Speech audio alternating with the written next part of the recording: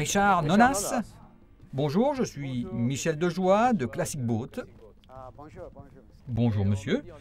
On m'a dit en Europe que vous avez une activité pour sauvegarder la culture, la tradition et surtout les bateaux inuits. Et alors, je suis venu exprès pour voir vos bateaux. Est-ce qu'on peut les voir? Tout à fait, je vais vous les montrer.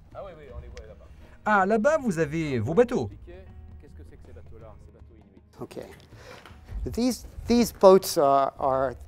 Ce sont des bateaux absolument spectaculaires, tout à fait différents de n'importe quel autre bateau du monde pour plusieurs raisons.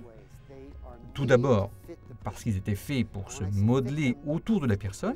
Dès qu'on était assis, ces bateaux s'adaptaient presque à la forme de la personne, comme une paire de jeans, de façon souple, mais aussi résistante. Et donc, même un petit geste du corps, d'un petit centimètre, faisait bouger le bateau. Ces canoës sont faits pour survivre, pour partir à la chasse, par n'importe quelle condition météo. Ils devaient pouvoir chasser les phoques et les ramener au village. Ils sont réalisés de façon très simple, mais robuste, uniquement avec des matériaux présents dans la nature de façon traditionnelle.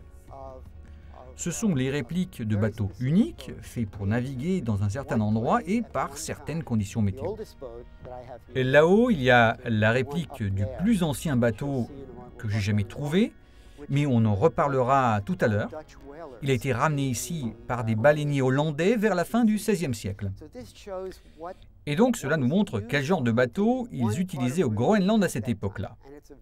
Il s'agit donc d'un bateau très particulier.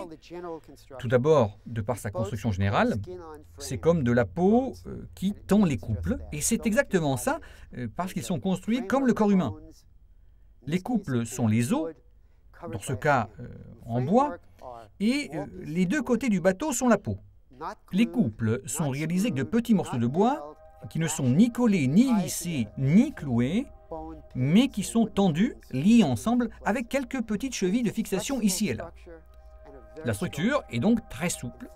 Et justement, à propos de souplesse, cela est très intéressant, parce que nous pensons souvent aux bateaux comme à une structure rigide, alors que eux, ils concevaient les bateaux comme quelque chose qui doit réagir immédiatement aux sollicitations externes, en essayant même de profiter de ces sollicitations.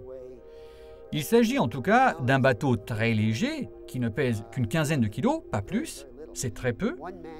Un homme peut le transporter tout seul, ramer un peu, sortir du bateau, le mettre sur sa tête, grimper et descendre une montagne, remonter à bord et commencer à ramer à nouveau.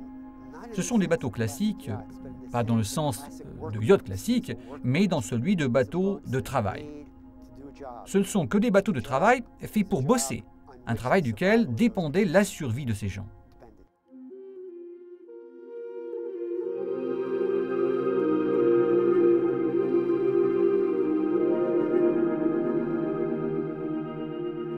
D'un autre côté, ces bateaux ont la réputation d'être particulièrement rapides.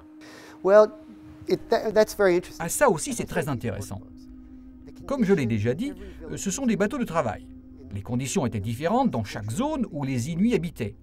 Dans un certain village, il y avait certaines conditions météo, et donc il était sans doute nécessaire d'être hyper rapide, autant que les phoques pour pouvoir les chasser.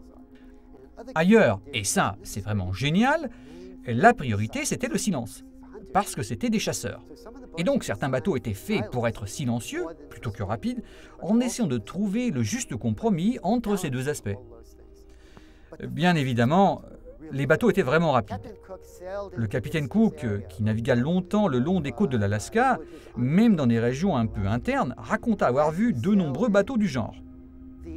Et il écrivait aussi qu'une fois son bateau naviguait à environ 20 nœuds, et ces bateaux avançaient à la même vitesse. Un homme tout seul sur ce petit bateau, à la rame, filait à 20 nœuds, à la même vitesse qu'un gros voilier, toute voile dessus. Il n'avait jamais vu un truc de ce genre. Et puis en continuant à ramer, ils commencèrent à chavirer pour émerger de l'autre côté. Ils n'avaient jamais vu quelque chose de pareil. Un bateau qui se renverse et qui refait surface sans problème. C'était des bateaux très sophistiqués, qu'aucun Européen n'avait jamais vus.